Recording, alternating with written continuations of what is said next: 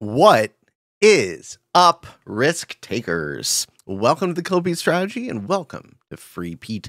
What I'm doing on the Free Pete channel is we're going to be doing Kill Pete Strategy Discord Q&A shows. We're going to be doing the risk news week in review. We're going to be doing new episodes of the Waiting on Your Best Behavior podcast, some GeoGuessr daily challenges, and then anything and everything I feel like creating. So for today's episode, we're having an interview from Warzone podcaster, Samurai Jack, and then we move on into some Kill Pete Discord Q&A. Folks, if you want to get your questions answered, sometimes I can't quite get to everyone in the questions in my YouTube, in the questions in my Twitch, but the way you do it, you come on down to the Kill Pete Strategy Discord, throw up a question in the Q&A thread, and I will get to it in priority sequence.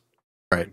Well then, I'm live, so on Twitch, unless you'd rather do this off the air, but I figured, I can entertain the people while having this conversation, so I might as well. Not a problem. Okay. Yeah, so would you like to introduce yourself? Oh, sure. Yeah, sorry, for your live, of course. So I go by Samurai Jack. You can call me Jack.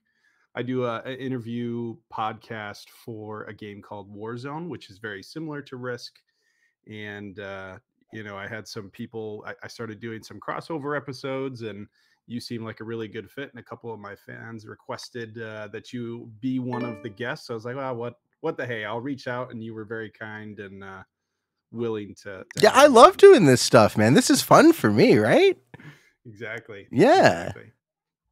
Yeah. So I really, really appreciate it. I think my fans will appreciate it. I'm not a large following, and the game itself isn't very popular, but I think there's a lot of similarities that we could definitely talk about. So awesome. Yeah, you're most welcome. Cool. Well, I'm going to hit record then, if that works for you. I usually record these, and then you might even have a couple of my listeners checking it out live right now, which is cool. Great. Yeah, why not? But I'll hit record, and then I give a little intro if that's okay. And then we'll just basically, it's an interview format, so I'll ask you a couple questions. Like I said, 30 minutes, 45 minutes, not too long. Hey, I'm not in a rush. I got lots of time, so feel free. Awesome.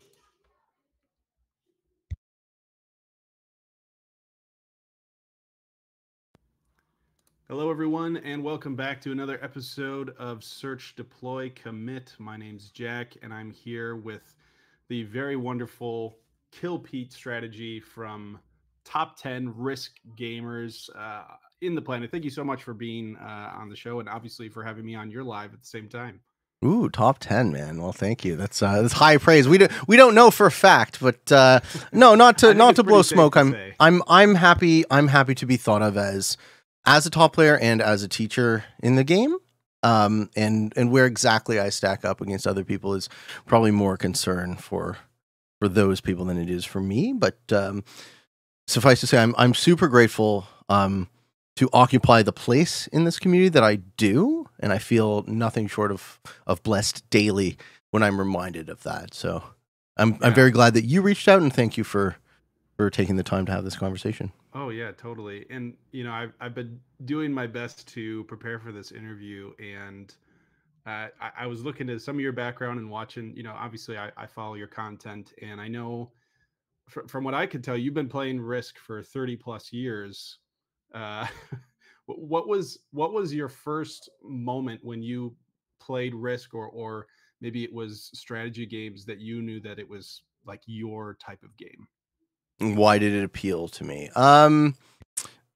So I have some mysterious block or prevention from connecting with other people in the way that I would like to, and sort of in the way that I see others do so.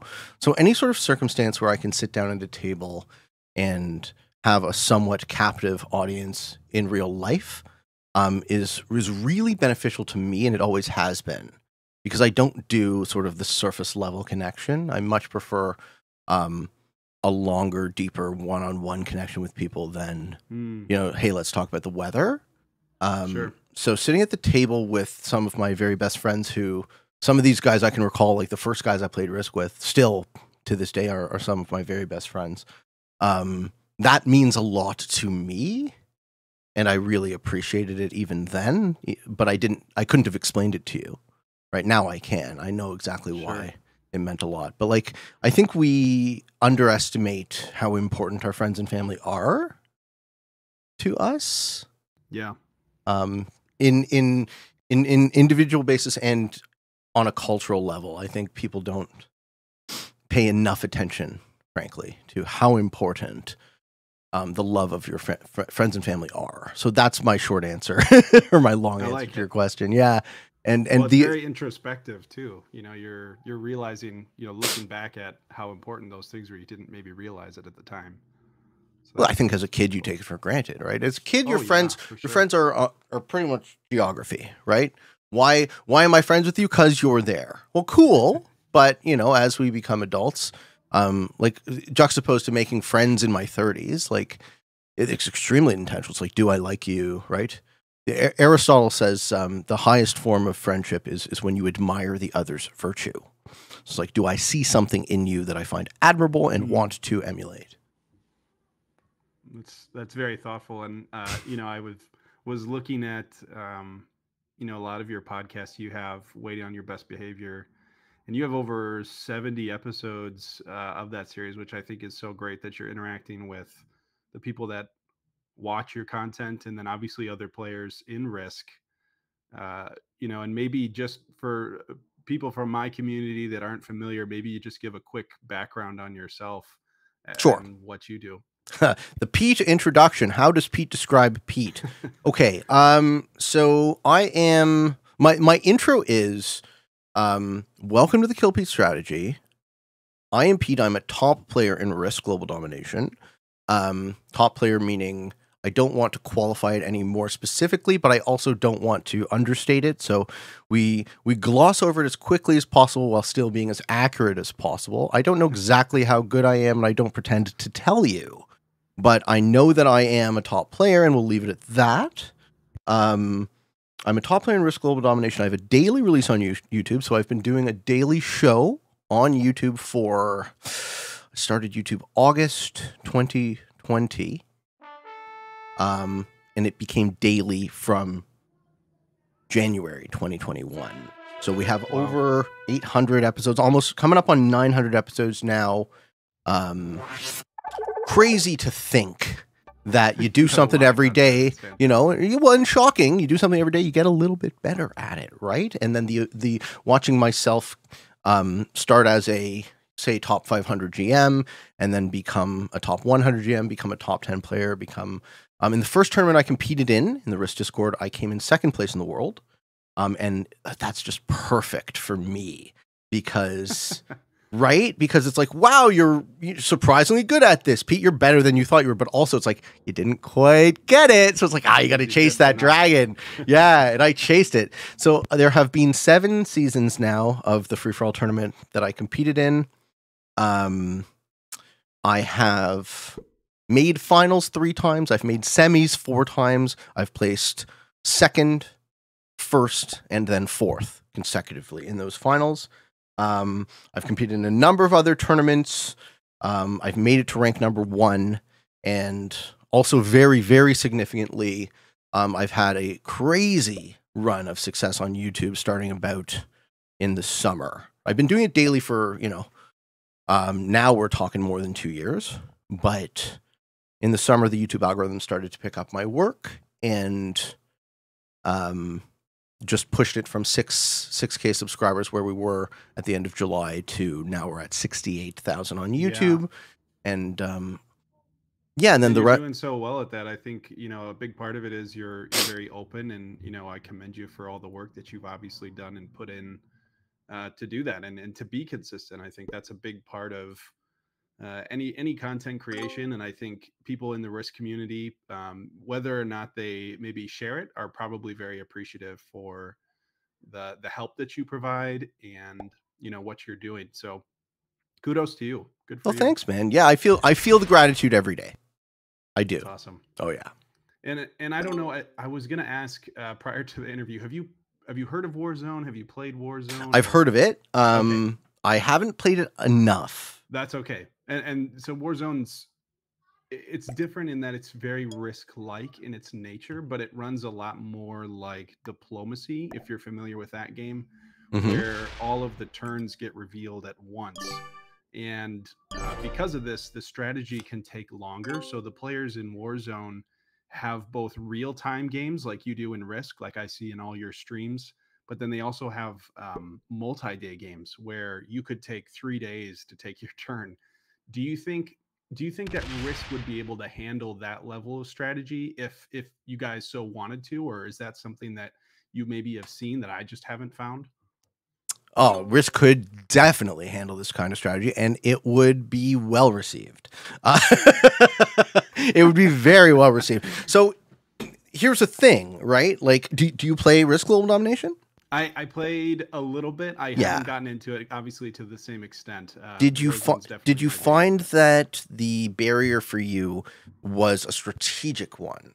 Like it didn't offer the same depth, and because it didn't hook you.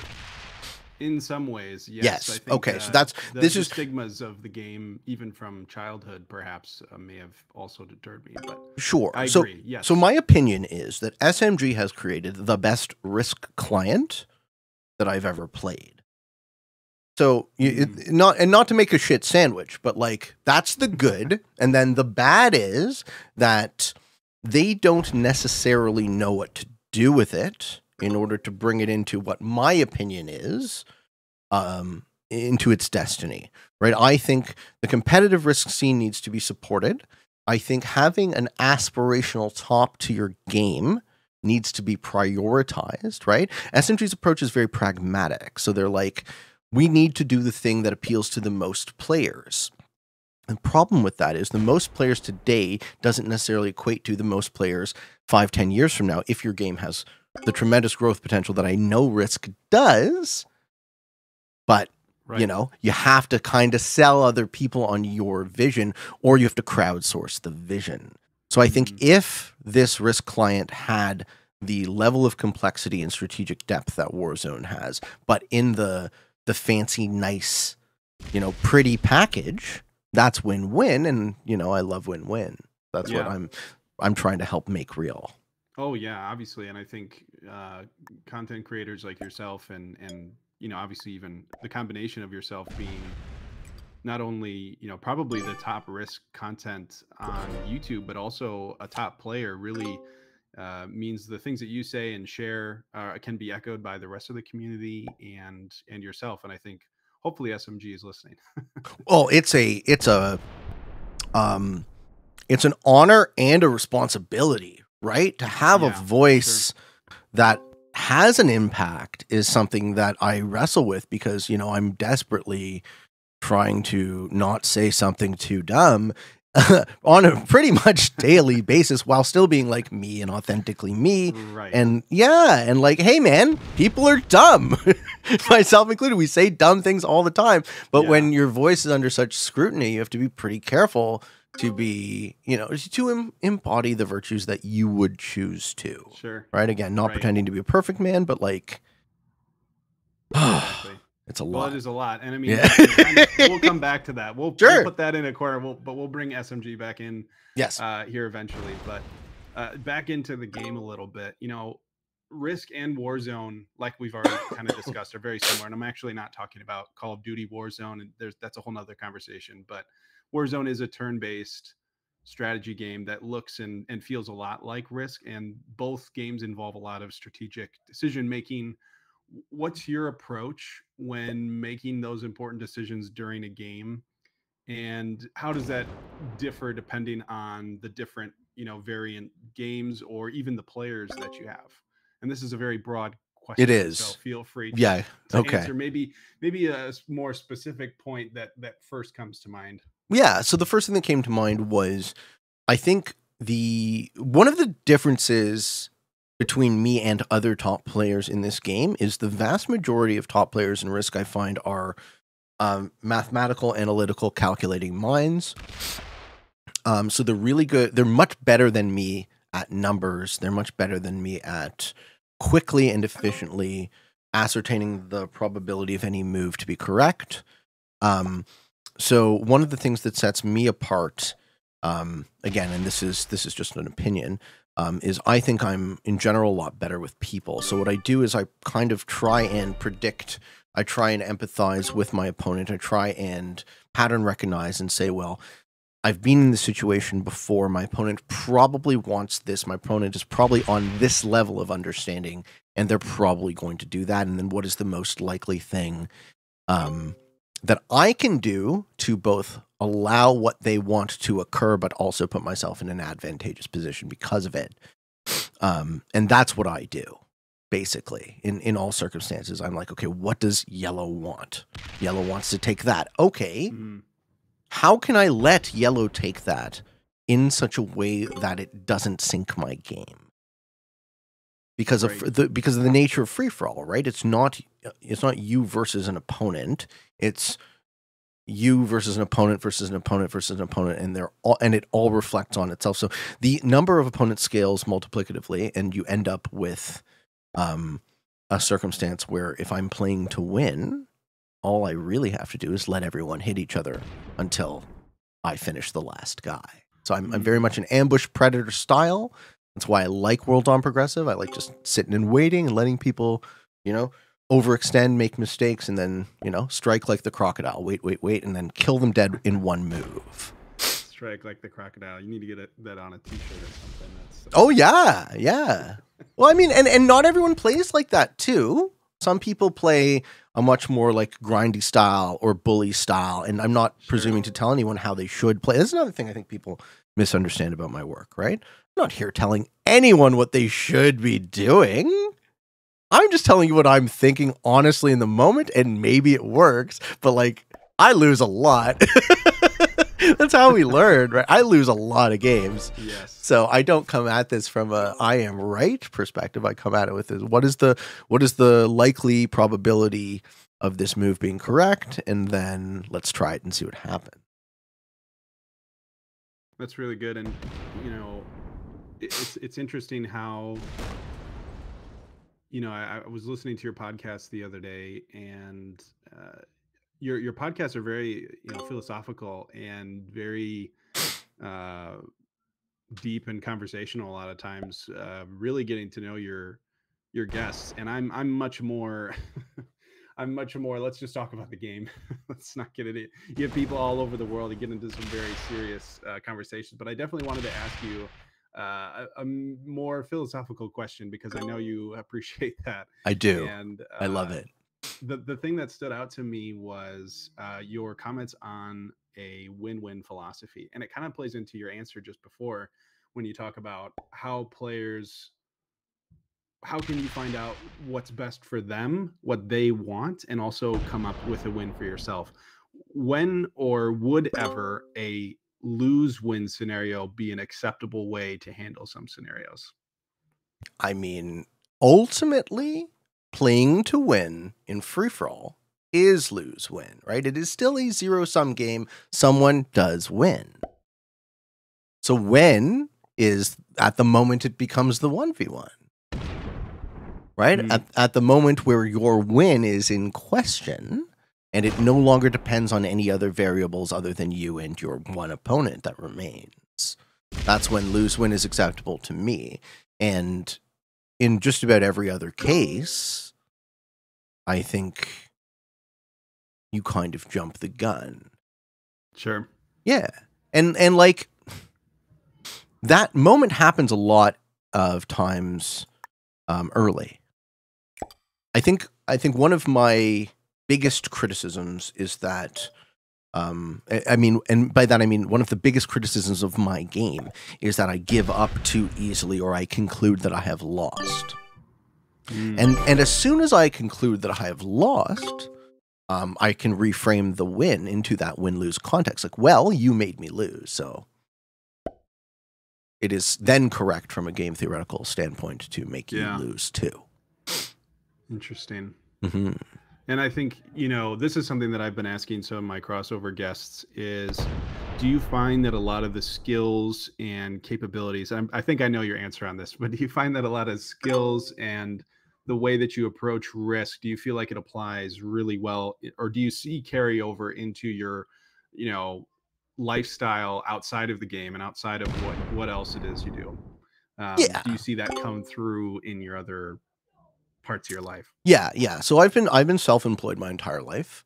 Just to let your audience know, my education is in philosophy, so that's probably a big part of why nice. the bent of the show leans towards that. And I've always loved philosophy. So, but you can't really make a living doing that, or at least I don't like how academic philosophy works. Sure.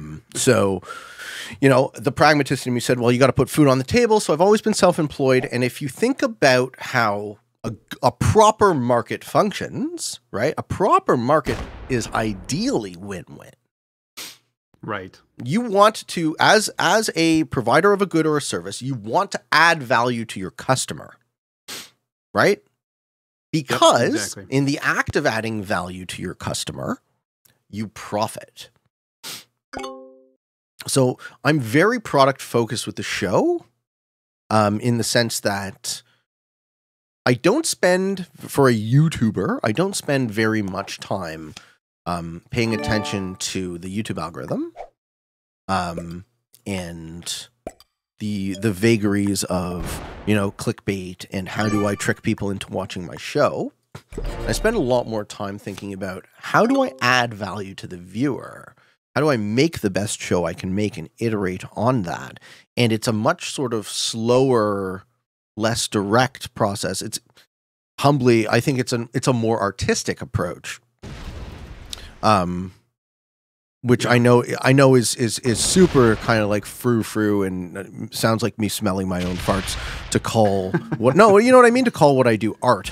Well, but you do, I think the other thing that you're probably coming up on here with your statement is that you also are a consumer of what it is you're doing. So you're in a way sharing things, not just as an artist, but you're also speaking to the consumer and yourself and the people that are also risk players that are into the strategy of it. And that's where it's kind of this double unique layer. You're not just pushing the product. It really means something to you and you really know what it is you would like to see. So it makes sense. I think that's a good answer. And I know I cut you off. I'd like to hear the end of your answer. I'm not sure if that's where you were going, but No, I don't think you did cut me off.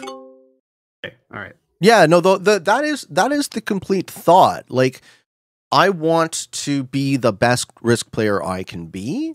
So that ethos, that philosophy to the show resonates with the viewer who might like to watch, who might like to have that same aspiration. And that's why the second part of my intro is, if you are interested in getting better at the game of Risk, I invite you to subscribe to my work and come along the ride with me, because I am interested in getting better, right? So it is that self-reflective. It is that I'm trying to learn and grow. I'm trying to be at the top of my game, and it's hard. It's not something that just comes naturally, but the process of observing your own work, observing your own losses specifically in retrospect and reflecting on them, right? It's like, you can pat yourself on the back and say, oh, I got unlucky, or it's a bad beat, but you probably also fucked up. And, and like, if you can be mercilessly critical about that and honest about that, your game will improve. And if you can't, it won't. And I think that's something that a lot of top players that I've interviewed, they've definitely echoed that. You need to go back and check your work. And I think that's really good advice for anybody that's trying to improve in anything, whether it be Warzone, Risk, whatever. Find somebody that's really trying to get there, to get to the top, and learn from them. Somebody that's ahead of you, whether it be a couple steps or like yourself already there. The higher the better, obviously. So definitely a good advice. Kind of coming from the top of this philosophical mountain and changing gears a little bit, I was curious, how did you come up with the name Kill Pete Strategy? I didn't. You didn't? I didn't know. This was a moniker given to me by my friends. Yeah. So the story of the name goes like this, and I've definitely told this on the show before. So I assumed. Yeah. I'm playing in we're playing on a Xbox One, not Xbox One, Xbox, the original Xbox or Xbox 360. And we're playing a Sega Genesis emulator. So what era would this be? This would be about 20 years ago, just shy of 20 years ago. I'm in Kitchener-Waterloo, which is a town about an hour away from where I am in Ontario, and they have a massive Oktoberfest. So me and my buddies in university, we would all go to whomever was going to school in that city, and there's probably like 20 of us that ended up sleeping on the floor in this guy's apartment. And we're playing the Sega Genesis emulator, and my one buddy, Mike Milrod, he's like, you got to kill Pete. If you don't kill Pete, he'll kill you. And I was like, come on, man. I don't win that much. He's like, kill Pete, kill Pete, kill Pete. And like the whole room is like chanting. I was like, all right, well, kill Pete's strategy, I guess. Nice. And yeah, and like when I years later, started this work on YouTube, it was originally just my proper name. And then I thought, well, this sounds like it has a pretty good hook to it. That's so good. We'll try the kill Pete. Great story behind it. I love it. Oh, yeah. And it's risk related. So there you go. Exactly. And there's so many different ways that you've obviously played Risk and showed your viewers the different strategies, and you have a great tutorial series, and then you even offer coaching through your Patreon, I believe. Yeah, I got to do that more.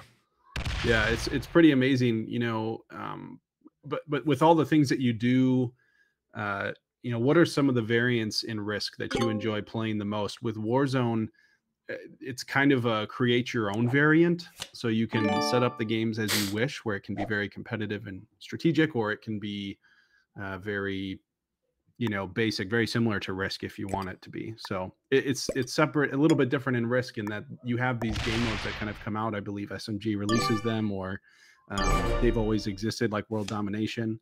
But what do you prefer yourself specifically? Oh, I'm a purist. Yeah, I really like classic maps still. I like I'm a prog World Dom guy, okay? So to introduce myself in another way is like I'm a specialist in progressive World Dom, and I have had a marked influence in teaching the average player that mode, and you can see the meta is completely different, right? The average player is a lot better at progressive World Dom now. Which is, due to, in some part to my work, but also in some part to all of the great Risk content creators making video. Sure. Yeah, and that's the ambush predator style, right? You wait until the sets are profitable. You try not to pick any fights. You try not to offend anyone, and you kill them in one strike. Take their cards and hopefully chain the kills. And that's just, I like the 20-minute Risk game. I like the 25-minute thing, and that's another thing SMG could be doing is, focus on that marketing angle. How do we, How do we get people past this notion that, wow, Risk, I don't want to be sitting there for 8 hours. It's like, well, fair enough, but you're not rolling dice, right? And you're not really talking to your opponents, although that would be super cool. But we understand why you can't necessarily have have an open chat in game, right? People would not be necessarily that cool with each other. Yeah, it's interesting because Warzone has open chat. You can also set up private chats, which obviously you can get some very interesting conversations, but it kind of opens up the game a little bit for like a diplomacy style game where it's more maybe a story that's set up ahead of time, and you might have 40 people on a map where it's much more conversational and you need the chat. That's epic. I love that already. Yeah, so it is pretty amazing, and it really caters to whatever play style you're looking for. But this kind of goes into one of the questions that I ask all Warzone players. Warzone was created by this one guy out in Portland who I got the opportunity to interview, which was great. And I always give the players an opportunity, and I want to give yourself an opportunity, not that you don't have this platform already, but what are some things you would like to see more from in not just the Risk community and the other players, but maybe from SMG, maybe some adjustments like specifically that you would like to see made to improve the experience?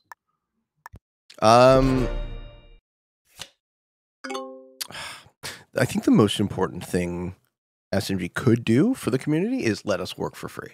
Give us a sandbox mode. Give us the ability to put Blizzards exactly where we want it, to tweak the bonuses, to like work within the maps that have already been created to really squeeze all the juice out of it. Because we don't necessarily need a ton more maps. If you can control spawn points, if you can control bonus values, if you can control blizzards, if you can control portals, just giving that would get 10x, 20x out of the already existing content. So that would be, and then more modes are always better than less. So give us more toggles, right? Give us the ability to turn off all animations. Why do I need to slow roll? How about fast roll, right? Why do I need the option of a neutral bot or an automated bot? What about something in the middle? What about controlling the bot's spawn, right? All of these things, you see where my mind goes. Like there's a ton of little things that they could do, but what is the most efficient way to get that done? Yeah. And it has to be something, it has to be something they can do, right? I'm not trying to expect or ask them to be unreasonable, like right. And I think your asks aren't disrespectful either. It's just, you know, what you're seeing in the game and what your experiences are, you could see improve. They have come so much further to the table now. Like they're talking to us, they're engaging with, like good on SMG. There was a period in time where it was just radio silence for so long. So no, I'm really optimistic now that they're engaging with us, talking with us, that, you know, maybe we won't get things at we won't get things tomorrow, we won't get things next week, but just to know that they're on it and they're thinking about it and they do care about us, like that means a lot, I think, to a gaming community to not become cynical. That's a really good point. I think, you know, there's a lot of paywalls. I mean, there's things that are in Warzone to help support the game creator. The game itself is free, just like Risk. You can go in and play it for free. It runs in a browser or on an app on your phone, similar to Risk as well. But what's interesting is Warzone's competitive league runs almost like the top competitive league runs almost completely outside of the in-game system.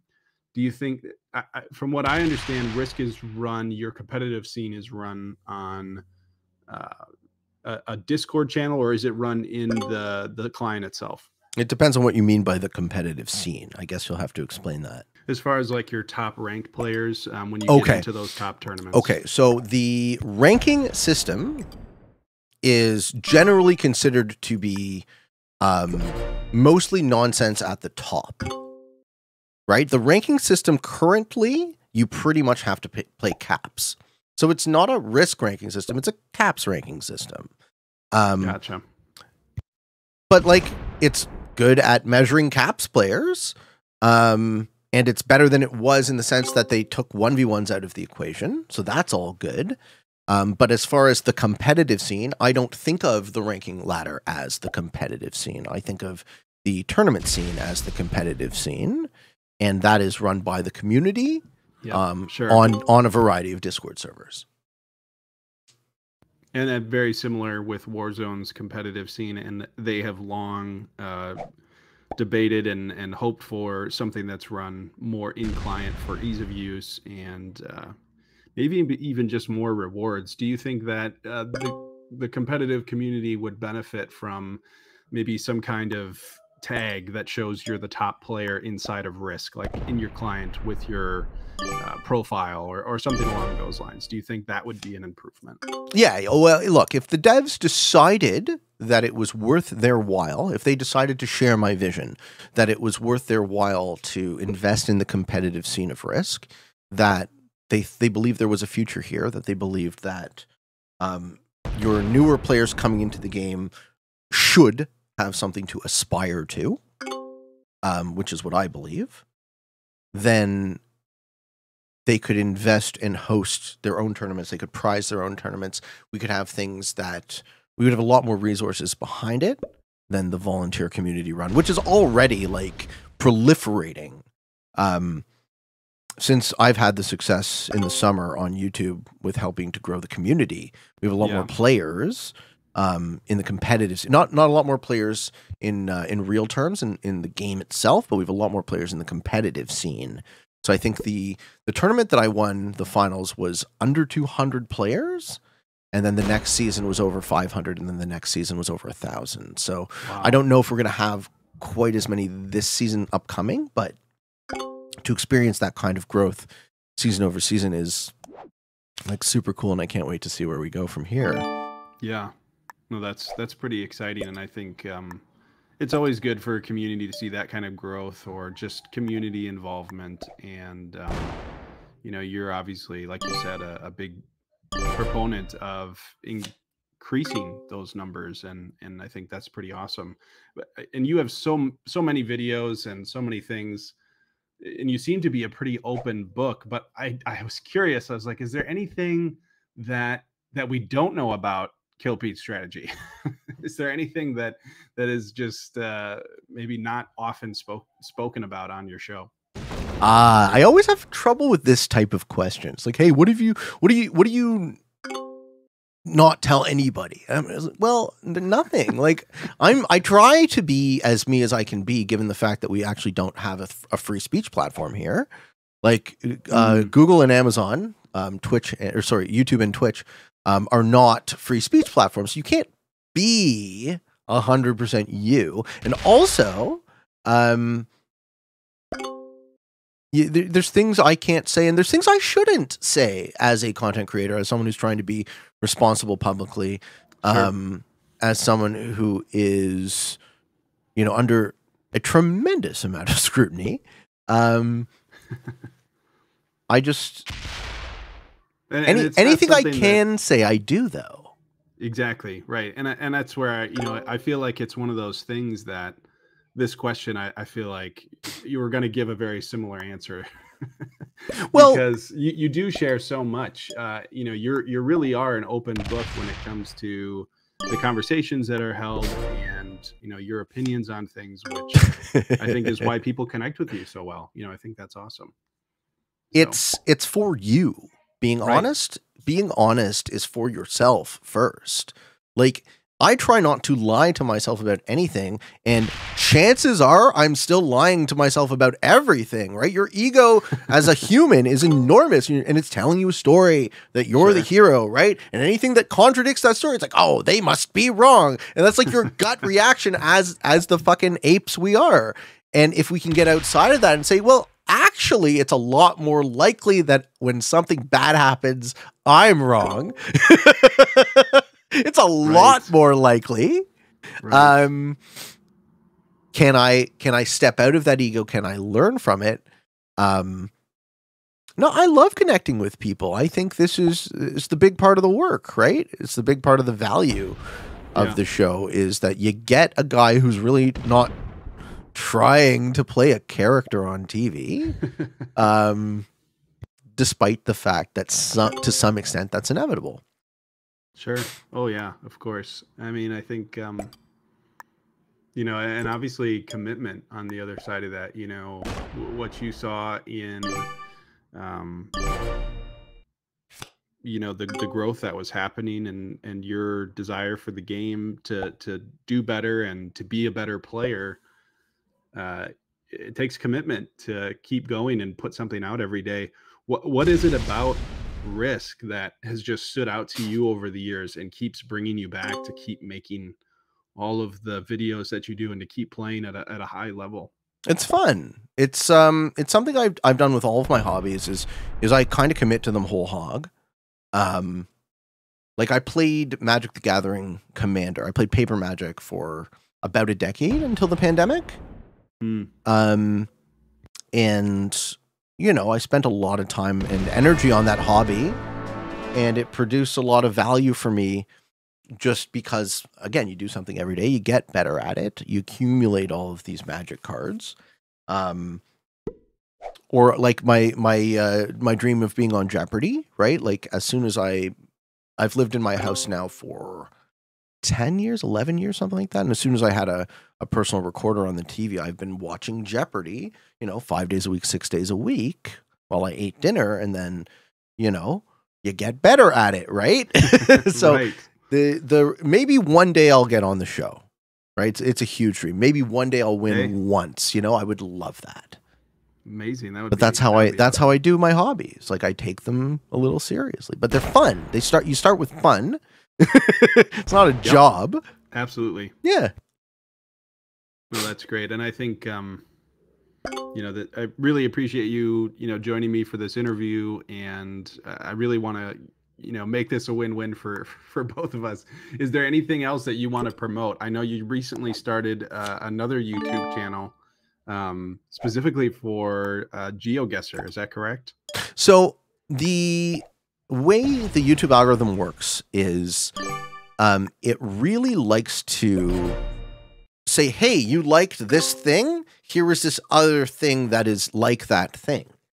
So because I am trying to do this work professionally, I'm trying to take this seriously now, right? Because there's so much more value than I would have ever guessed. And I got so blessed and so lucky. I want to keep the Kill Pete strategy as something that is mostly, we're going to play a game of Risk every day. I'm going to try and keep it a daily show for as long as possible. And I'm going to try and keep the philosophy like, if you are interested in getting better, come along the ride. So you get to watch me learn and improve, and you hopefully get to learn and improve with me. And then the Free Pete, my second channel, the idea of that is things like this, which would be very interesting for the inside baseball crowd of Risk, but not necessarily good for the algorithm, can go on that because I love doing this. This is fun for me, right? Getting to meet you like this.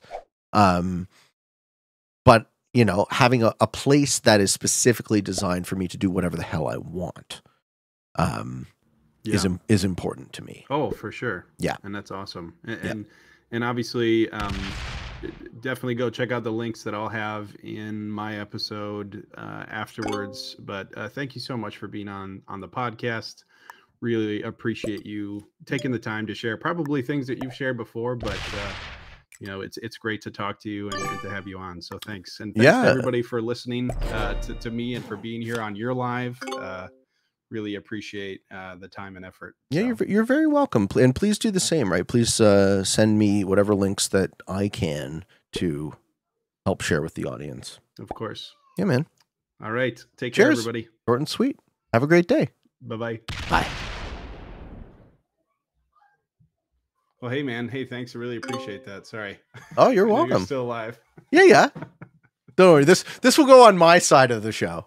You can still you can say whatever you'd like to say, but yeah. No, it's I'll keep it clean. No worries. And just a quick thanks. Really, this is something that has been so much fun for me to I'm just interviewing people, and you're one of many that has just been so much fun to have on. So you're welcome.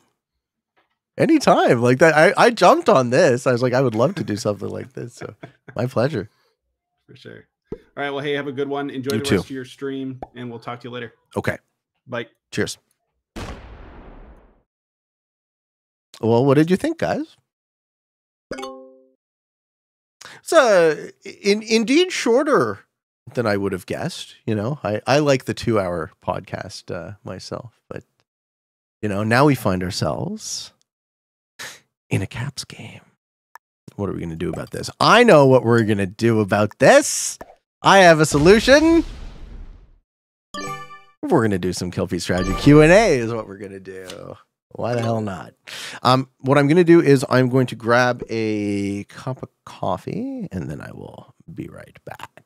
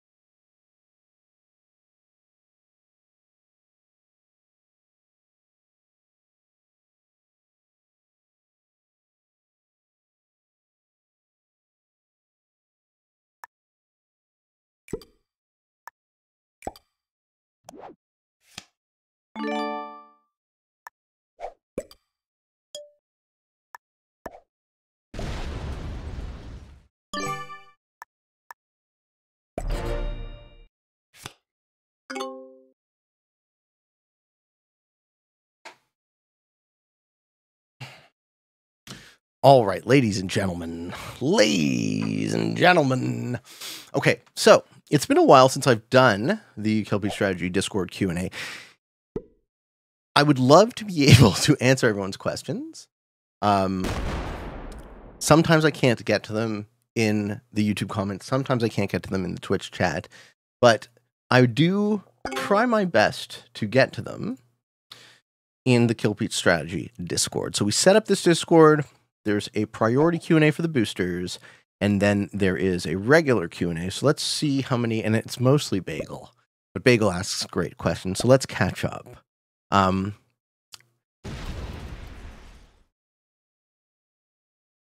Let's see, what was the longest, how long ago was it since I did a Q&A? We had a question about moral relativism. A question from Bagel says, Pete, if you had to create a Jeopardy category, what would it be and what questions would it have in it? I would do a Star Trek trivia Jeopardy. I think I did answer this one. I'd do a Star Trek trivia Jeopardy category. Okay, Waffles would like to know, hey Pete, what would be the approximate ratio of risk games that you record that you put on YouTube to those that you record that you don't put on YouTube? I use almost everything that I create. Very, very low failure rate. Now it is becoming higher. I get some amount of worse games more recently. But very low failure rate historically. So I would say 90+% of games that I seek to record get on YouTube, get used in some way. All right, Bagel would like to know, hey, Pete, what's something you don't spend a lot of time thinking about that you now think maybe you should spend more time thinking about? Ooh.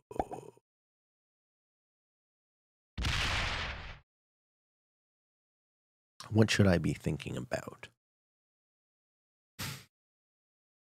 Dreams.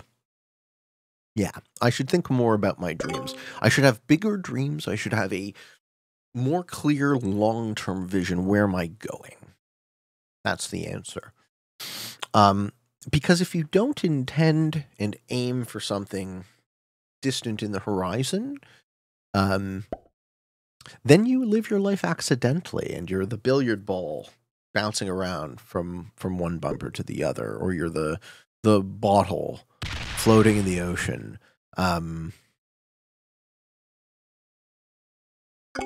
Having dreams is essential. Dreams are not optional. So that's how I think about it.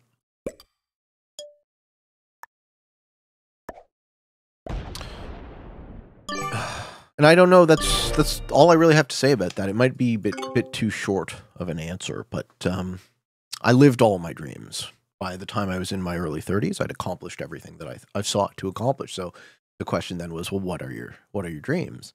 You need new dreams. You can't live a life without them. So okay, next question. Pete Man! OMG, yes! Okay, I just had to get that out. Spud was very excited. What do you think the majority of the Risk community is so horny all the time? This is a serious question from Spud. My thoughts on this is that so many of us are spending so much time grinding rank or just straight obsessed with the game of Risk, we forget that sex exists. And then all of a sudden, Pete goes live and we're staring at a Greek god. Next thing you know, all the juices are flowing in this epic reminder of, oh, hey, I'm so super turned on right now. I don't know what to do. I'm busy being infatuated with the Pete Man. Risk's sexiest man 2022 and 2023. Spud, I love you too, buddy. What a nice thing to say. Why is chat so horny? Because we're humans and it's what makes the world go round. I appreciate the compliment, sir. I never sought out to be this sexy. I was just born this way. No, I'm kidding.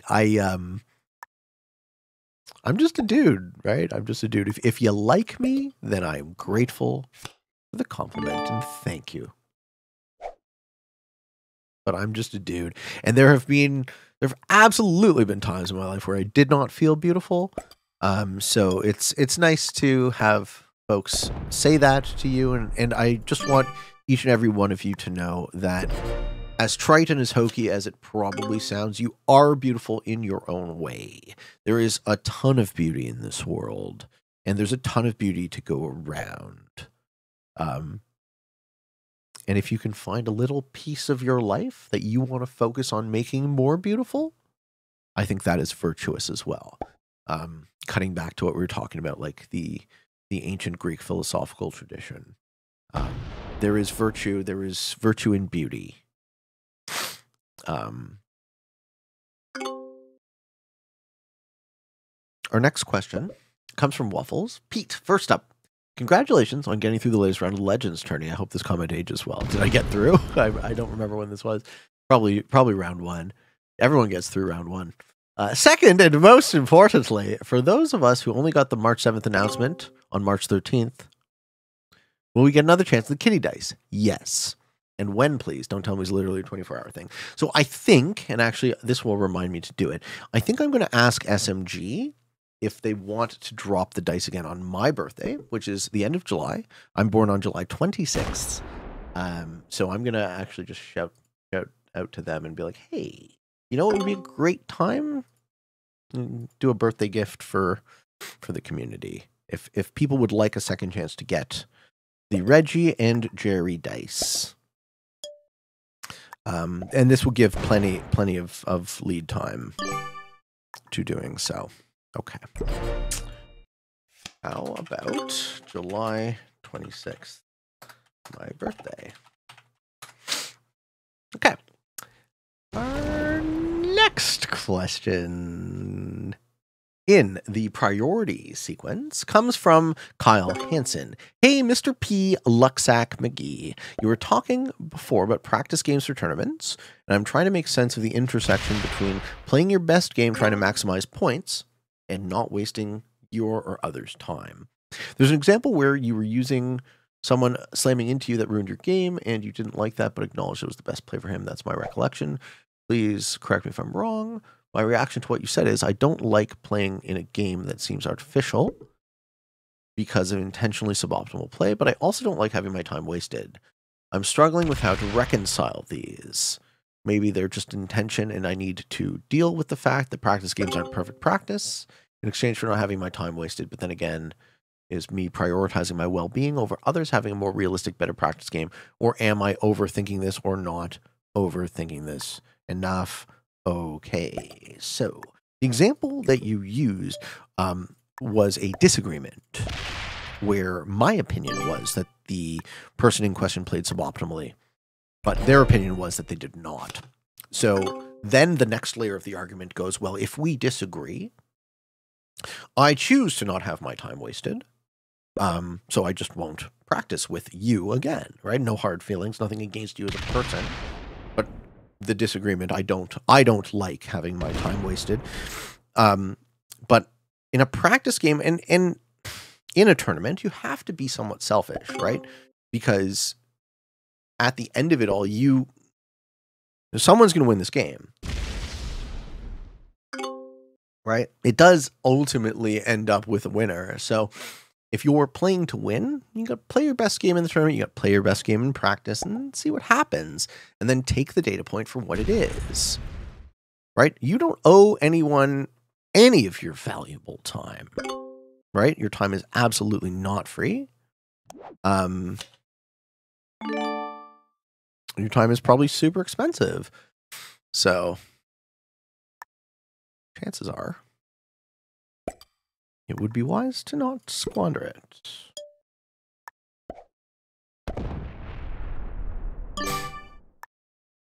But as far as being obligated to not waste other people's time,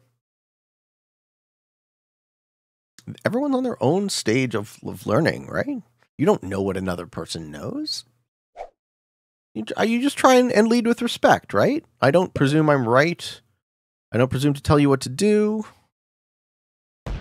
It's just about respect. And yeah, there's a lot of misinterpretations and misunderstandings in the world. Okay. Our next question is from Spud. Hey, Pete, it's raining tacos from out of the sky. Tacos, no need to ask why. Just open your mouth and close your eyes. It's raining tacos. Yeah, it's a good song. Okay, Bagel would like to know, what ethnicity do you find your favorite food? Probably Japanese. My mother's is Mexican. Nice. Yeah, I'm not a big spicy food guy, so probably Japanese food would be, if I had to pick one ethnic cuisine, I would pick Japanese. But my favorite food is seafood, so I don't actually particularly care where. I like seafood. I see food, then I eat it. Okay.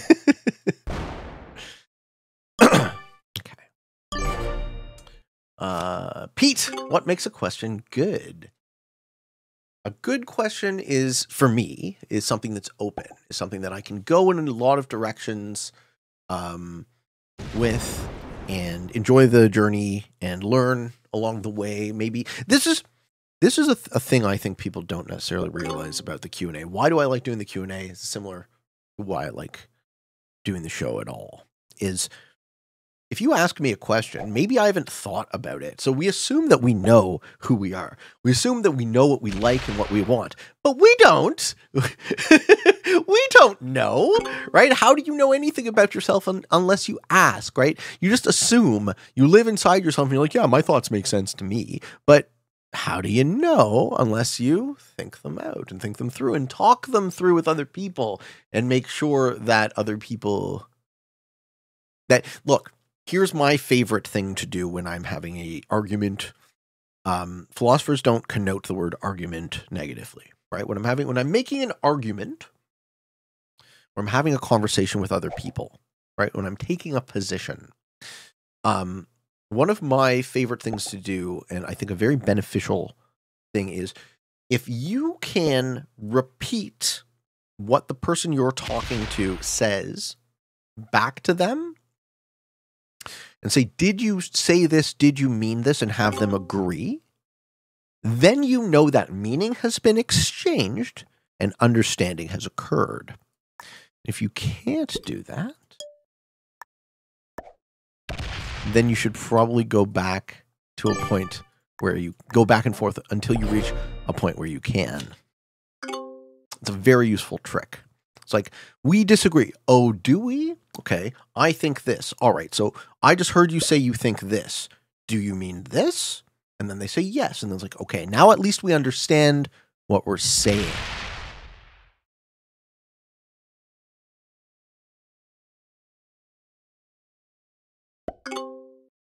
Nuclear Demonstration says he likes spicy food, he likes spicy seafood, he likes steak, and he's hungry now.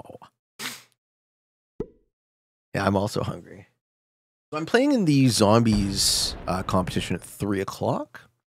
So I will probably take a quick break at some point. I figure we still got a lot of time in this. We got a lot of juice to squeeze out of this game, but people will inevitably get tired and bored. Me and blue are the shortest stacks. Yellow has a very dominant lead. I don't think yellow can lose this game. So, you know what? Yellow's kind of clapping everyone. Yeah, indeed. Indeed. And closing the stack is a blunder. Yeah. It's a blunder from the perspective of a player playing to win. I don't play these settings to win. I play these settings to play second. Also, it's fixed caps, so taking a card is not as important as you might think it is.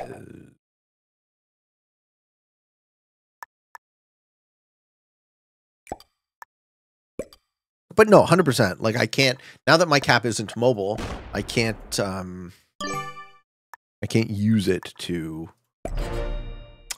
make kills or take other caps or do anything with it. Like, a solid point. You're not alone in your thought. Okay, so our next question is also from Bagel.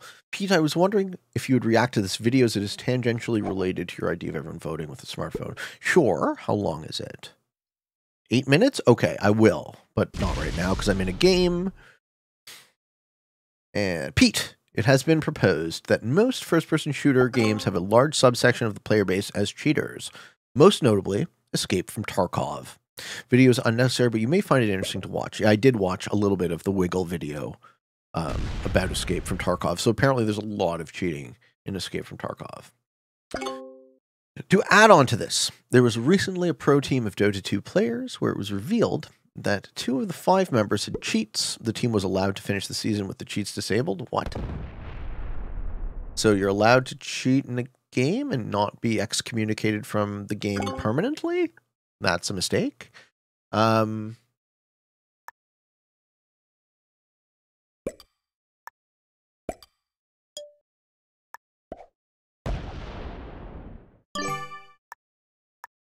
Players who cheat... Okay, first of all, before I even finish the question. Players who cheat in a game, when discovered, should be prevented from playing that game forever.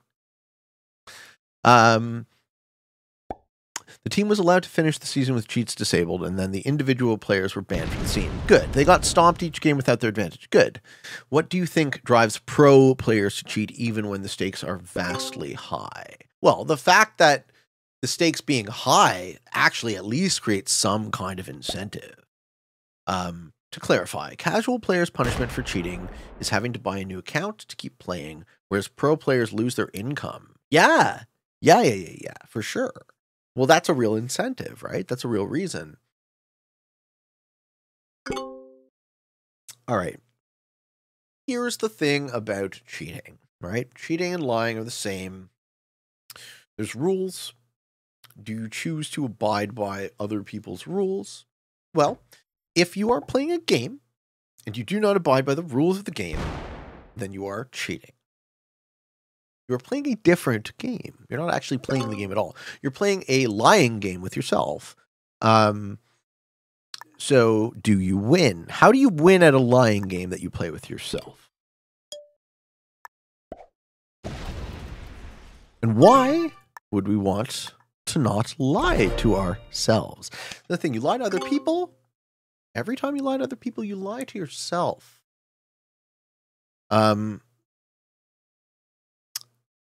And cutting back to the idea of we need to very critically get out of our own ego's way and analyze our lives, analyze our game, and analyze all the steps along the way.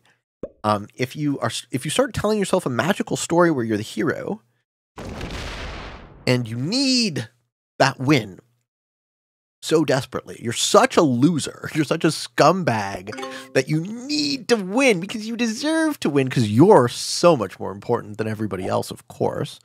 Then you start living in a fictional world, a lying world, right? And telling yourself that this story, that you're the hero, and you're a loser. You're a liar. So that's my take on this. Cheating is always wrong, and cheating should be punished as harshly as possible. I take a very, very strong stance on this, and I always have. I never cheated in school, despite the fact that I never got good grades. I never wanted good grades. Like, I never cared about anything. Nothing matters. Nothing matters enough to me to be worth lying about. Because I matter to me. Right? And I'm not willing to subtract from my essence as a man and live in a lie and live in a fiction, right? Your wins aren't wins if they're not honest. Miles likes that way of putting it. How do you win at a lying game that you play with yourself? Seems very wise. Yeah, man. Well, look, we've all lied. I have lied in the past. I have done things that made me feel guilty. And you know that little feeling, a little cramp in the pit of your stomach when you're about to do something that makes you feel guilty? You know what that's called? A conscience? I never feel guilty anymore. Because every time I've ever done anything that makes me feel guilty, I knew ahead of time it was going to. I just don't go with that feeling. It's like, nope. I don't have to. I get to decide what my life and my future looks like. I'm a man. This is what a man's life looks like. I get to do whatever I want. And what a weak, cowardly little child has to tell a story.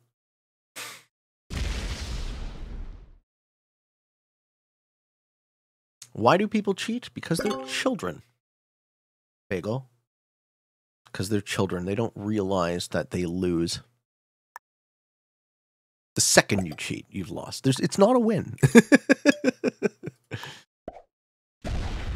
Okay. Next question. And I like winning, as you guys well know. That's the thing. I don't like not winning. I like winning. And the second you cheat, you can't win anymore because you're playing a different game. Kyle Hansen would like to know, hello, Pete. When are you going to make a parody video of Kilted? Or better yet, Poorly Played Risk Mallory?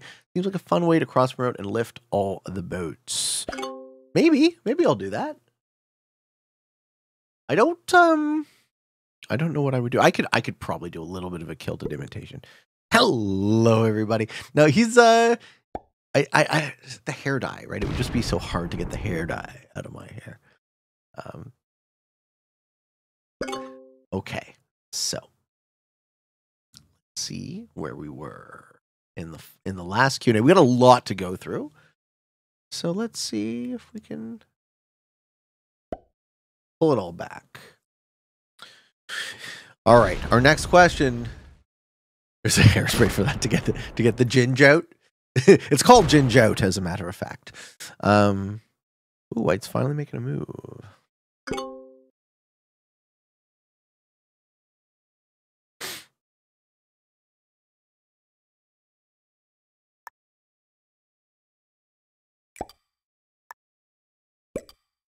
I don't think anyone's making moves. Yep. A real fun game of Risk, folks. Okay. Our next question is from Waffles. If Risk started some kind of map spotlight where they make the lesser-known Risk maps free for a limited amount of time, which lesser maps would I want to see get their time in spotlight? Well, what they do is they have the 2 maps of the week, which I like. I like that system. It gets everyone, I forget how many maps there are, but in approximately a year, it gets everyone a chance to play all the maps. It's how I discovered my love of Pangea in 2209 back in the, I was top 500, I think, top 1000, top 500 before I had bought any extra maps other than the premium map pack. So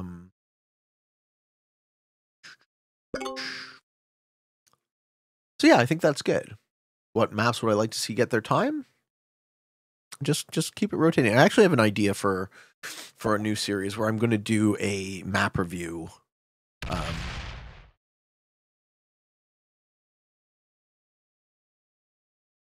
have no idea what White is doing. I'm going to do a map review of each map for fixed and maybe for progressive and maybe fixed.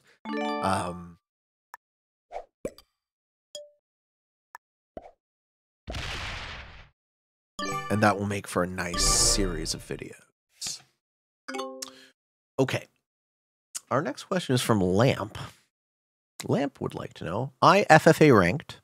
If I'm in a bad spot, but I can take out 2 players, does that give me more points? ELO, MMR. I don't know what MMR stands for.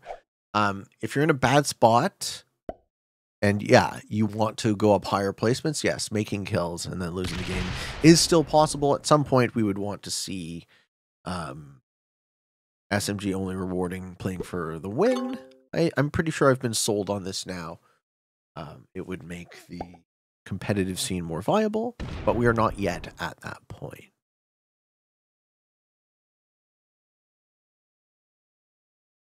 Yeah, Yellow has finally figured out how to win the game. So we will see this game progress to an end. As you see, they start blocking off. Yellow has 51 troops on this capital for no reason. That does them no good. They should guard this at 150 or that at 150. These 3 blocks are solid, and now they're starting to break up Europe. And as soon as they break up here, there won't be the ability for white to take card. Oh, white's going to try and interrupt this. Yeah, I think white might die. I think white might die first, just by being on the 2 capitals. Okay.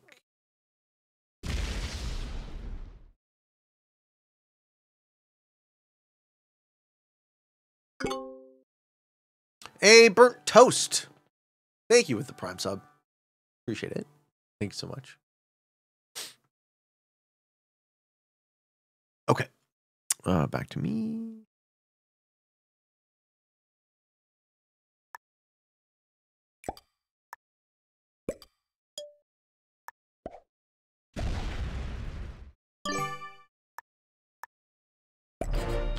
All right, our next question is, did I answer if I'm in a bad spot? Yeah, you place up. Basically, by killing players, you place up.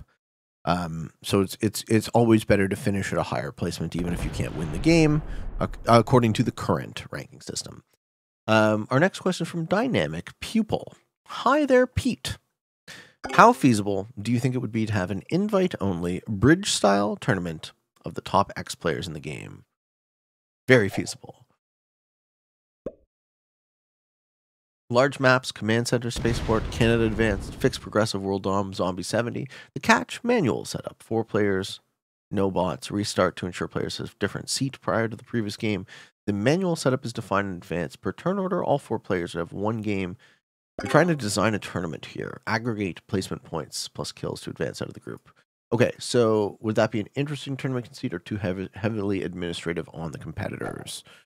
I think the Risk tournament scene needs to diverge from the convention of like 1st, 2nd, and 3rd and look at it as either you have a win or you don't. And then maybe you can use the bounties as tiebreakers. But the point system, as opposed to just tracking wins, I think just tracking wins would be a better tournament. And then we can assume that the games shouldn't stalemate with better settings design. But yeah, like, cool idea. I don't think it would be too heavy of an too heavy of an administrative load at all. It's all about who's willing to do it. If you're willing to set it up, Dynamic Pupil, you know, I'm willing to play in it. Our next question is from Smash. Smash would like to know, as more players see high-ranked players play the game, I find that lobbies take longer to fire. Since all players are now sitting in their own lobby, this, along with the ranking system based around meta settings, makes me think that we could fix both problems at the same time. And here's the solution. My idea is that we make the ranking system sort of like a leaderboard system. There would be roughly 20-ish leaderboards. Players would choose card type, game type, turn timer, XYZ. Yeah, all settings are random. This does a few things. It removes the settings meta and also fixes ranking for mobile players, having auto-match be the choice of your settings. I think it would also fix the large rank queues to fill a lobby. I found a lot of agreements with my chat. I'm curious to hear what you think. Thanks. I think it should be possible to create a single ranking system for Risk. I'm not sure why it isn't possible thus far. I figure it's mostly a resource problem. So you're, in my opinion, misconstruing the fact that lobbies take longer to fire with the ranking system. So this is a conflation that I don't think exists. I think fixing the ranking system would be good for getting lobbies to fire because it would make the game more popular. Having a larger population in the game would obviously make the lobbies fire more quickly. But the way you make the lobbies fire more quickly is you redesign the lobby. So I have said this before, but I'll tell you guys all again. For those who are new to my work, here is how you fix the lobby for Risk. Currently, you have a number of lobbies and you can see some, but not all of the settings from outside. The important things you're going to want to see. Oh, baby. Holy shit, Vampire Chicken with a rate of 85. Thank you, Vampire Chicken. Oh, baby. How you doing, man? That is fantastic. Thank you so much, dude. Awesome, awesome, awesome. How is everyone on the Vampire Chicken stream doing? What were you guys getting up into? Doing great. Lots of new Risk players coming over. Let's go, baby. Let's go. Awesome. You playing some chess? Right on, man. Right on. Welcome, guys. Nice to see ya. We were just talking about redesigning the Risk lobby, but seeing as how we have a quick lull in the action, how about I throw down those push-ups for Dirty St. Michael? How dirty? Only he can tell ya. And then we will. I'll start on my spiel about redesigning the lobby. Push-ups. Let's go.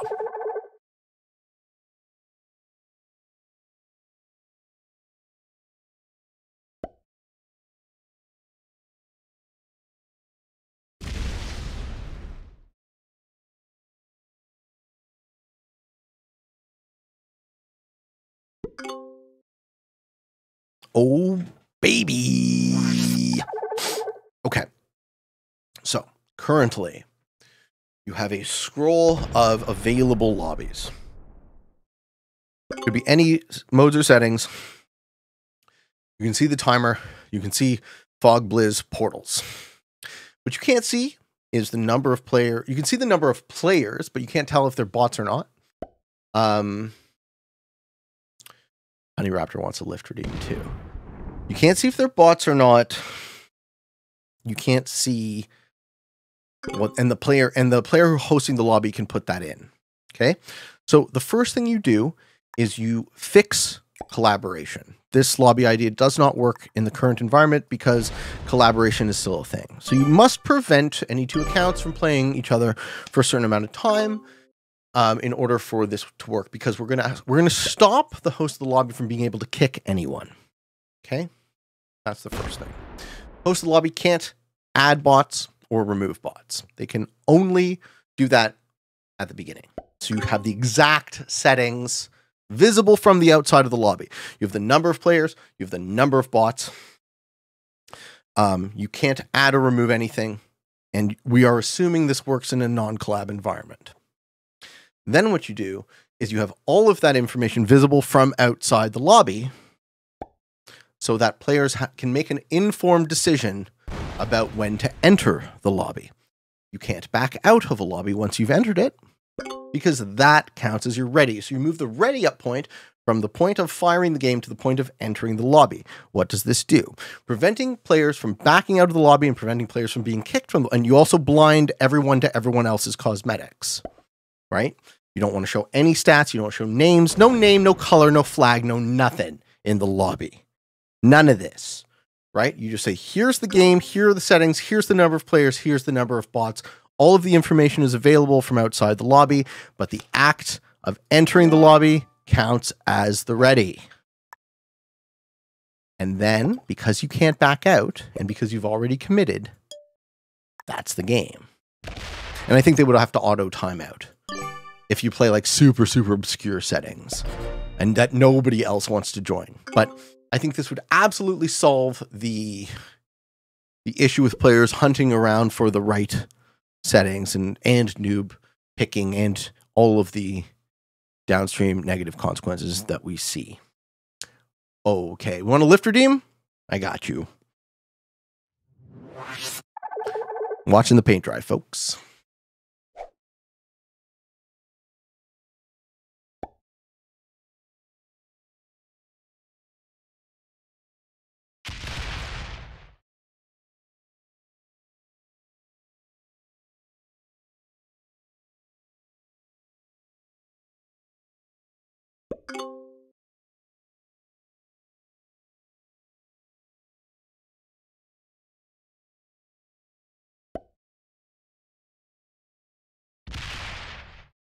Yeah,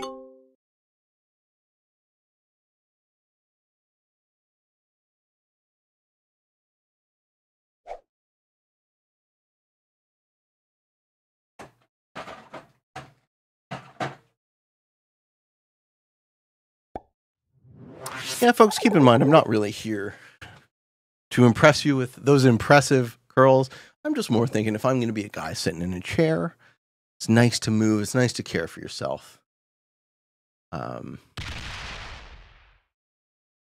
While we sit and play video games, you know, just don't forget you're a human. You got to show some love to yourself.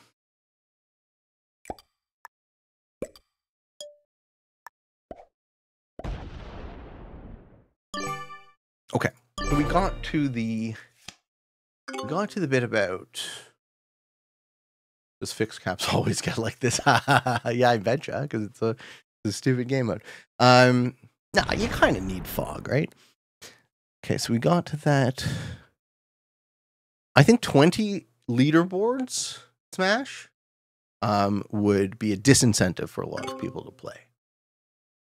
Just about as bad as it is now, because I think only about a third of the community likes caps. So you're disenfranchising 60+% of your players with the current leaderboard, right? Being a caps global domination leaderboard.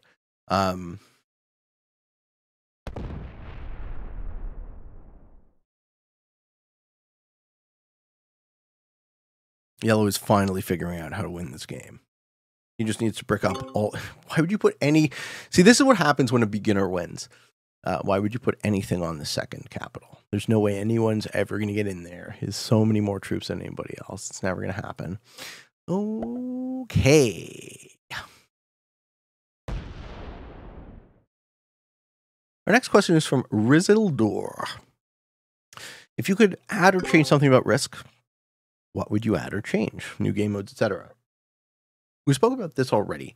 The one most important thing we can do is give us a sandbox mode so we can come up with new modes and settings ourselves so that we can target blizzards, we can change bonuses, we can specifically put portals on specific territories so we can squeeze all of the value out of the existing maps. That would be far and away the most important thing we can do. That and have an actual ranking system for Risk that would encourage people to play instead of disencourage. Is that a word? Don't know. Let me just get another cup of coffee and I will be right back.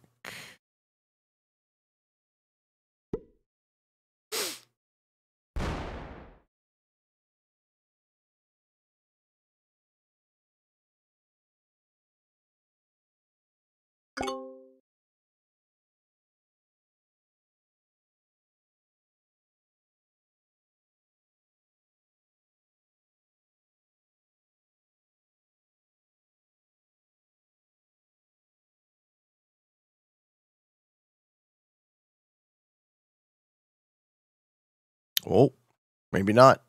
I'm waiting for white so I can make my turn and then go quickly, but white appears to have also needed to take a moment. Does white finally quit the game?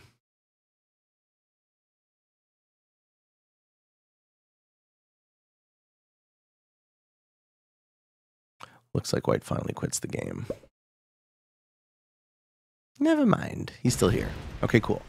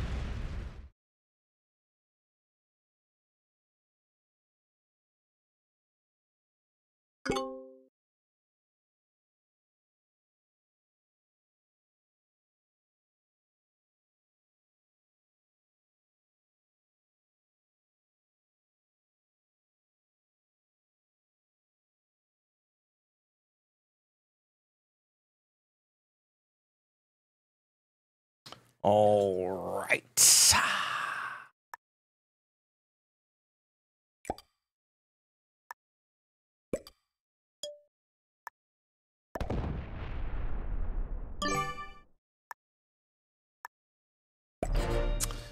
Yellow has one, yes. Yellow probably cannot lose this game. Okay, so here's how this game should end, if they know how to. What yellow should start to do is they should start to card block the white cap up here. So they move this 99 stack on this side. And then they start breaking up these territories with 10s to 15. Okay, which is what they're getting a turn. They're getting 16 a turn. What happens is white will be unable to take profitable cards. And then white finds themselves locked behind blue's capital, which probably still earns them second place. And then yellow controls North America, South America, Europe, Africa, and 3 capitals on 3 positions. 1, 2, and 3. Then I probably go next. He does the same thing to me. Just stacks on Kamchatka until he rolls my cap. So I would get 4th this game if yellow was good.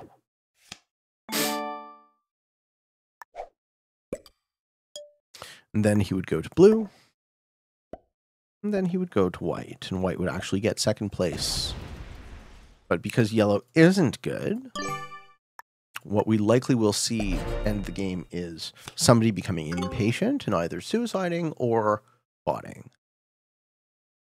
That's how I would solve this game. Well, no, this is it's just the right way to play it, right? It's how I would play it if I was playing to win.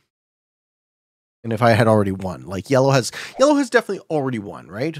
The only way yellow loses is by white and blue and me slamming into them.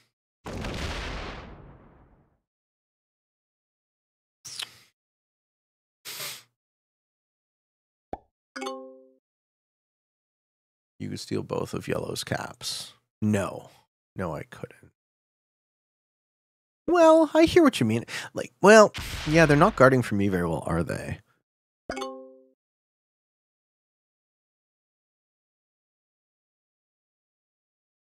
Just make them lose? Pete, we missed you. How was Costa Rica? Costa Rica was great. Costa Rica was a very beautiful place.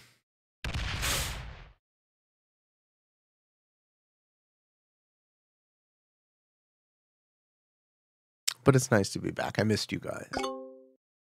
You could. It wouldn't be the best idea, but you could. Yeah, I could. Well, hey, man, if I'm trying to leave. Go out swinging. I'm not trying to leave yet. I'm just trying to hang out with you guys.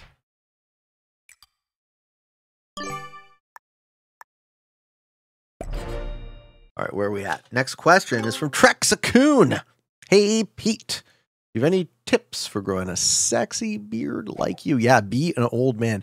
I didn't grow the connectors on the sides until I was in my 30s, man. Hey, thank you, Jazzy Jeff, for the sub, man. Thank you so much. 5-month streak, eh? Appreciate it.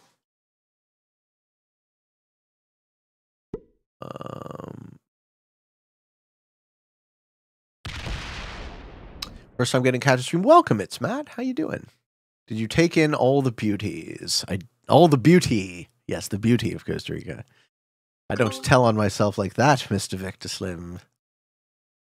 All the beauties. You can probably take the capital in Central. Yes, I can. I get it. You guys just want to see some action. That's what everyone's like, hit it. Just fucking take a capital. Just do it. It ends your game and it fucks over yellow.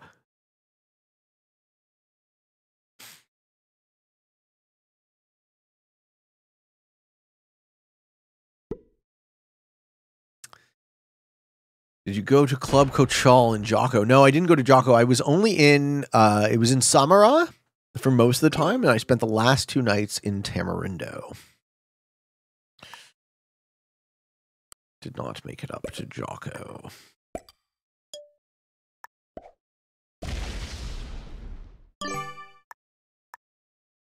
Hit it, Pete. God damn it! Well, I mean, it would It would be nice to take a break. Why is that 123 there? 128 in Scandinavia? I don't know, dude. Because he's not very good. Why is there 60 on the fucking Venezuelan cap? Because he's not very good. He doesn't know how to win. It's fine. He'll win. He'll win eventually. It'll be glorious. Okay, our next question is from Matthew AP888. I've been loving hearing all of your opinions on politics and philosophy. I think you are really intelligent. Thank you. And well-spoken. Not trying to butter you up too much. Okay. Appreciate the compliment. We agree on a lot of ideas, but where we differ is where I have a question. Let's go. Love it. The only way I can phrase it is sometimes you seem more utilitarian than me, whereas I'm more libertarian. I hope this question isn't too vague. But why, or what makes you learn more that way? Yeah. So I'm a pragmatist. I don't see the difference between utilitarianism and libertarianism. So maybe if you were to help me like just specify that. But yeah, I'm very much a pragmatist.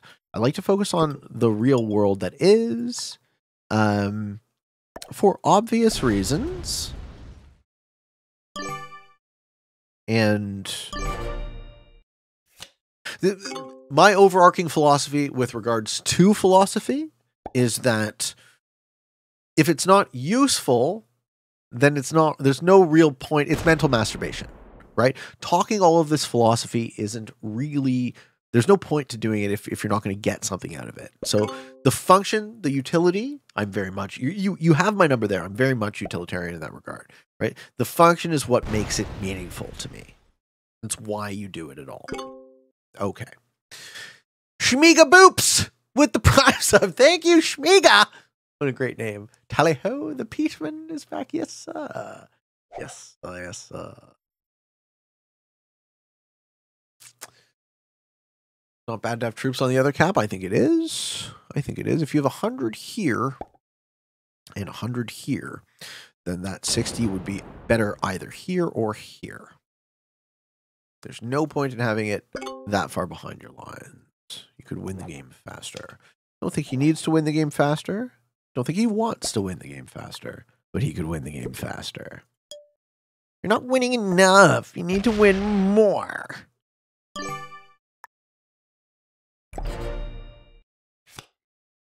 Hey, Pete, where's the Schmopus boy? He's sleeping. Reginald Schmopus boy Cheech is having himself a nice rest and relaxation. Someone's got to get fed up with this at some point, right?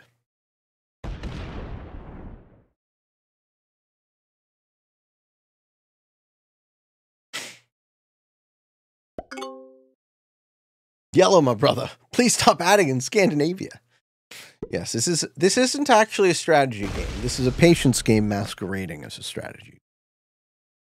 Did I watch Kyle's parody? Yeah, we watched it on the show.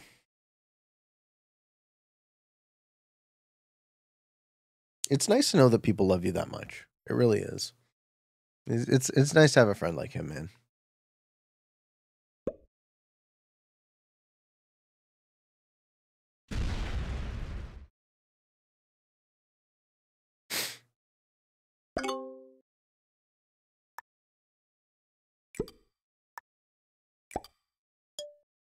I think yellow is slowly figuring out how to win the game.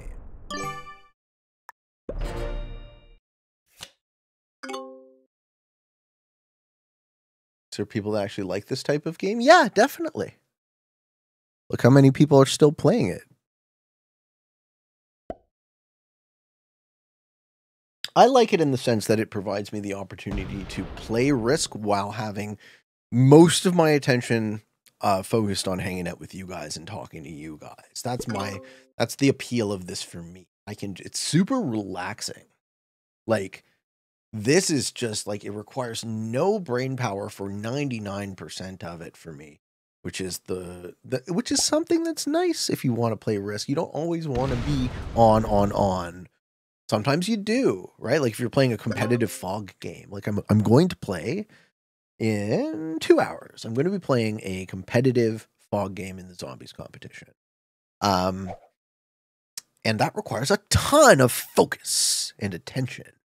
And this requires almost none. And it's nice to just chill, be live, hang out on my stream, right? Talk to you guys. That's nice sometimes, right? It accomplishes different things accomplish different goals for me. Right now, we're just chilling.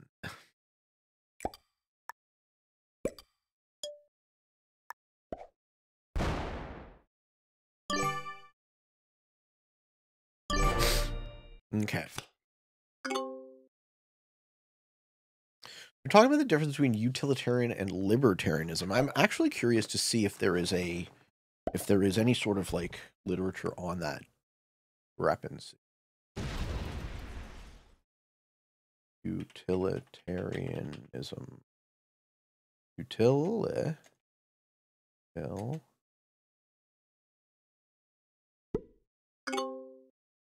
Versus utilitarianism versus libertarianism.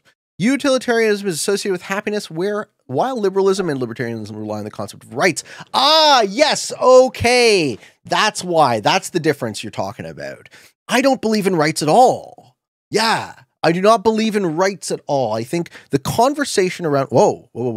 What happened? Blue just vacated their capital. What?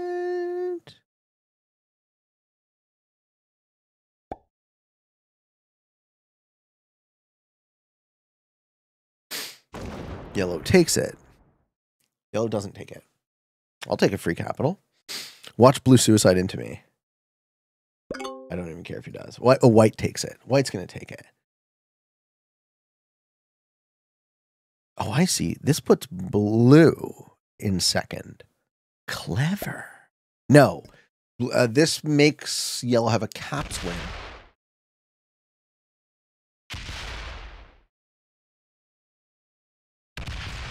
Blue's board, trying to get white out of Australia. If white takes the cap and holds, blue suicide. Ah, I like that. What would I say my chances of winning the game are? 0. And they have been 0 for almost the entire time.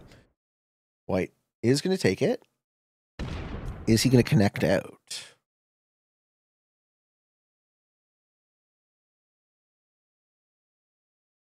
Things are actually happening now.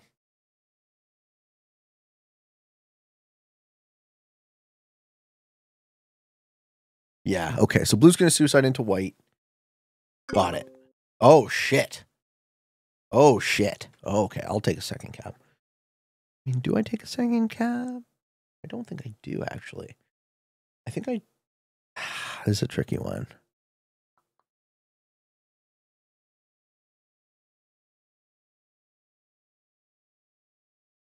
What do I do here?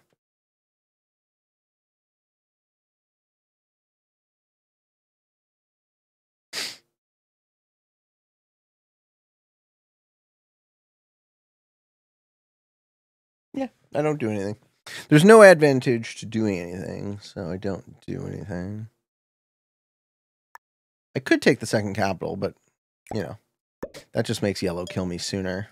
I think if I play for second, it's the best possible line. Still not a great line, but it's the best possible line. Remember, you play for second. Exactly. Exactly. Suicide white for no reason. Blue's going to suicide white now.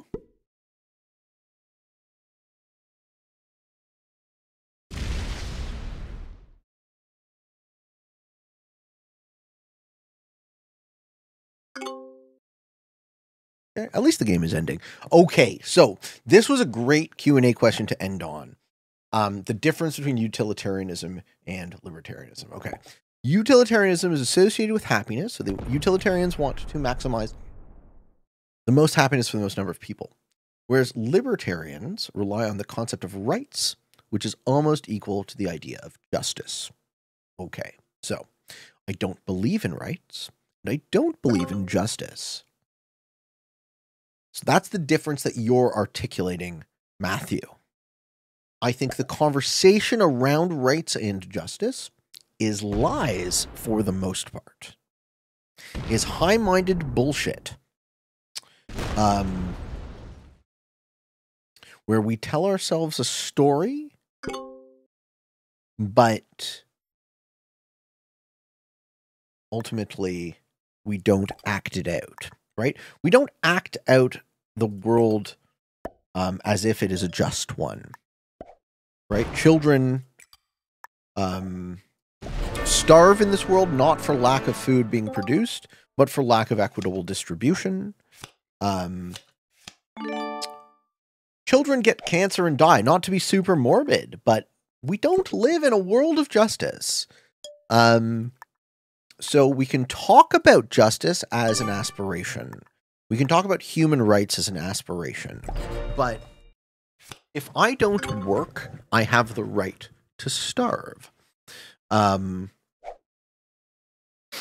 that's just a pragmatic reality. That's the utilitarian reality in which we live. So not to bog it down with too many more words, but ultimately, if we're not living in the world that is, we're just telling ourselves a bullshit story.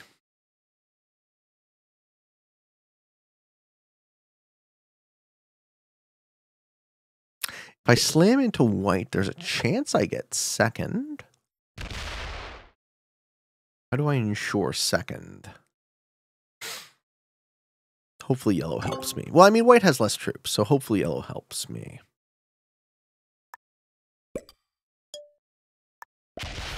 Like, the idea of rights is kind of a legal concept. It seems like it was invented by lawyers, right? We want to tell our population that they deserve things, that they are entitled to them by virtue of the fact that they exist. Simply put, we are apes and we live in a state of nature. So you want to tell the lion that he has the right to eat. Well, he does until he gets old and someone else kills him and usurps his throne. That's basically how I think about it. I like the concept of human rights, but I think it's a bit childish. Might makes right. Oh, indeed it does. Indeed it does. And again, I'm not moralizing in the sense that I'm not talking about the way I think the world should be. I'm analyzing, and I'm talking about the way the world simply is.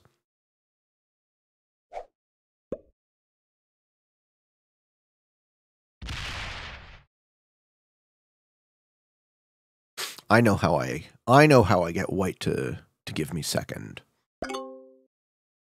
I had a thought.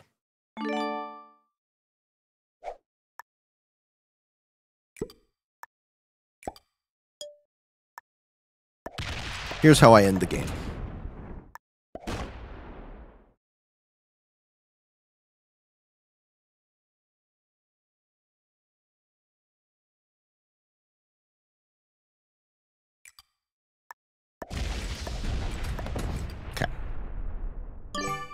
White doesn't accept the card block. Game ends in 2 turns. I get second. Yep, you die. Sorry, dude. You have rights up until the point that you don't. Exactly. Exactly. That's why. I mean, they're great to aspire to. Unfortunately, they don't exist. Do you hit it, Mr. Whiteman? He hits it.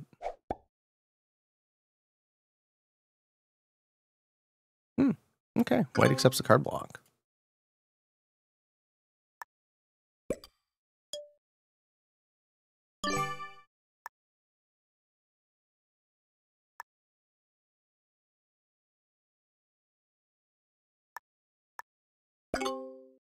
Ah, fuck this game.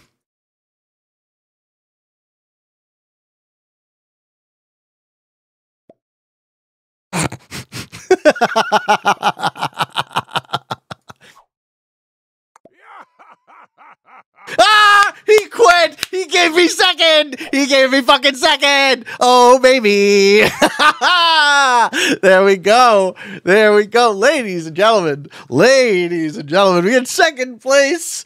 The goal all along was revealed. We get second place.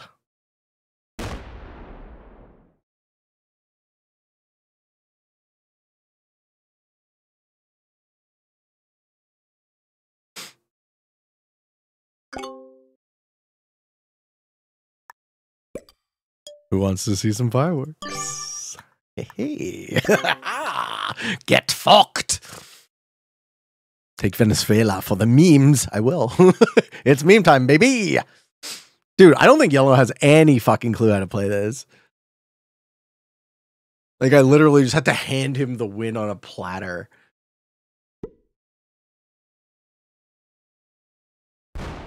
Nice. Yeah, hit it. Make me die.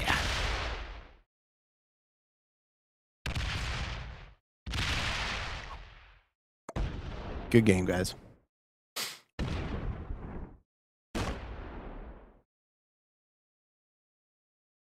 He locked his stack. Oh, hello. Hello, hello. Doesn't even kill me, I know. He's a beginner. He's learning. I bet you he learned a lot from this game. Yeah.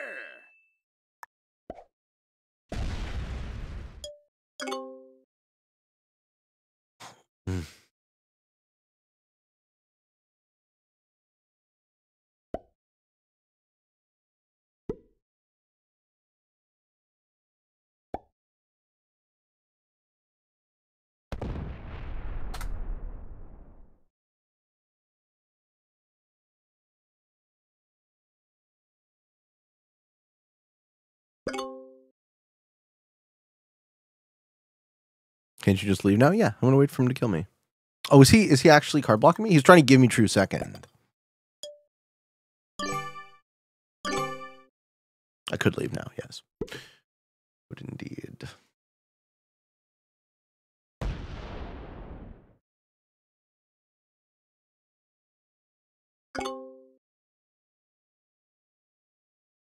But I have a karaoke redeem to do. Just kill me, Yellow.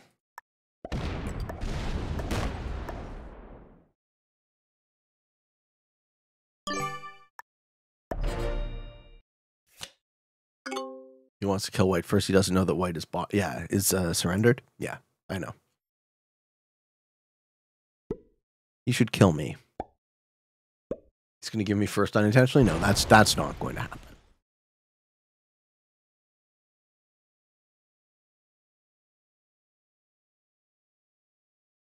Oh man, this guy throws. Could you?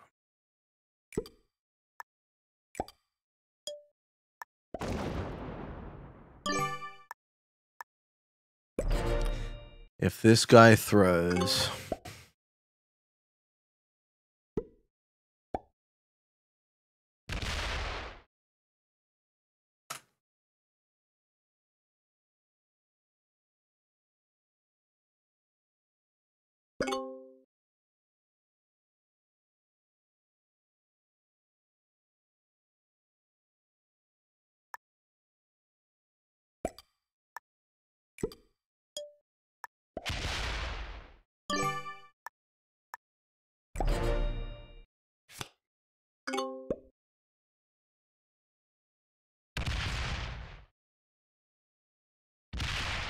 And there you have it, ladies and gentlemen. The old Peteman secures himself second place. Give him a good game. The games, they were good. All right, I hope you enjoyed this video. I hope you found some of it fun and entertaining, maybe even a little bit educational and informative. If you are interested in getting better at the game of Risk, I invite you to subscribe to my channel. Come along the ride with me. I have a daily release on YouTube. I'm doing everything and anything I feel like on my second channel, Free Pete, which is where this video is going to be posted. Doing some Risk, Kill Pete, Discord Q&A. I'm doing some waiting on your best favorite podcast, and basically anything I feel like. Hope you all enjoyed. And until next time, for all of you on the path to world domination, good games and good luck.